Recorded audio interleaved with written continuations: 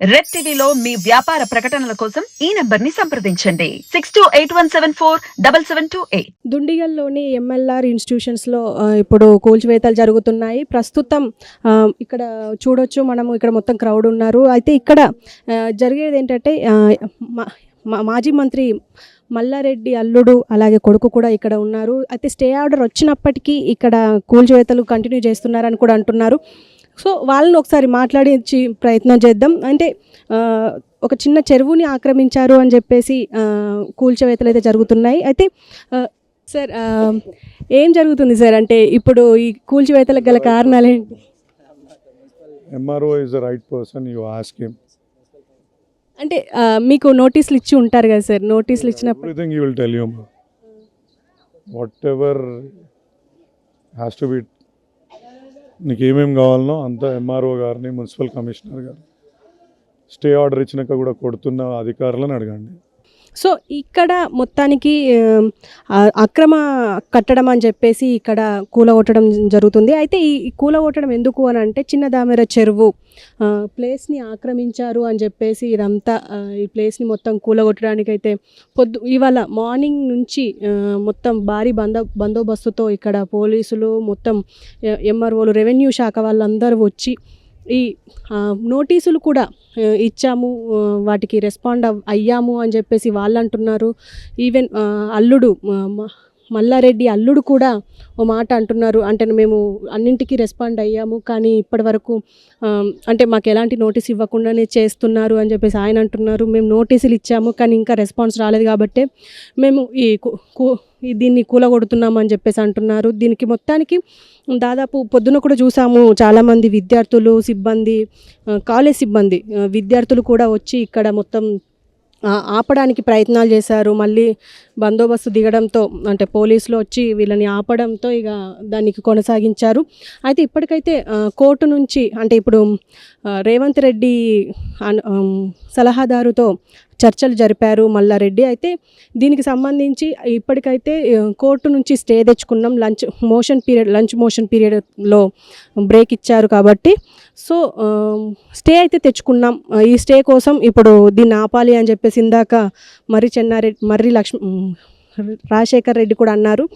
So అంటే ఇప్పటికైతే కూల్చడం ఆపండి, మేము ఎలాంటి ఇబ్బందులు పెట్టాము, కూల్చుకోండి, కానీ ఇప్పటికైతే కోర్టు నుంచి స్టే వచ్చింది. ఈ స్టే వచ్చినందుకన్నా ఇప్పుడు మీరు ఆపాలి అని చెప్పేసి అంటున్నారు. కానీ ఇప్పుడు ఇదంతా, ఈ సిచ్యువేషన్ అంతా మనం చూస్తూ ఉంటే ఏమనిపిస్తుందంటే, అంటే ఇప్పుడు గత కొన్ని రోజులుగా, లాస్ట్ ఇయర్ కూడా చూసాము, మల్లారెడ్డి పైన ఇన్కమ్ ట్యాక్స్ రైడ్స్ జరిగాయి. దాంట్లో కూడా ఇప్పటికీ కేసులు ఉన్నాయని చెప్పేసి కొంతమంది అంటారు. నా పైన క్లీన్ షీట్ ఇచ్చారు అని చెప్పేసి మల్లారెడ్డి అంటారు. అలాగే మల్లారెడ్డికి సంబంధించి ఎప్పుడు సోషల్ మీడియాలో వైరల్గా మారే మల్లారెడ్డి, అంటే పూలమ్మినా పాలమ్మినా ఎవరు నన్ను లేపలే, నేనే లేచినా అని చెప్పేసి అంటారు. సో ఇప్పుడు ఆయనకు సంబంధించి, ఆయన కుటుంబ సభ్యులకు సంబంధించి ఏదో ఒక ఇష్యూ జరుగుతూనే ఉంది. అయితే మల్కాజ్గిరి ఎమ్మెల్యే మర్రి రాజశేఖర్ రెడ్డి కూడా దీనికి సంబంధించి ఇప్పటికైతే మేము కోర్టు స్టే తెచ్చుకున్నాం కాబట్టి కూల్చివేతలు ఆపాలి అని చెప్పేసి అంటున్నారు. సో ఇది మాత్రం చిన్న దామెర చెరువుకు సంబంధించి ఇది అక్రమ కట్టడం అని చెప్పేసి దీన్ని మేము దీన్ని ఆపమని చెప్పేసి కూడా అన్నారు. సో ఎనివే ఇప్పటికైతే దీన్ని ఆపారు.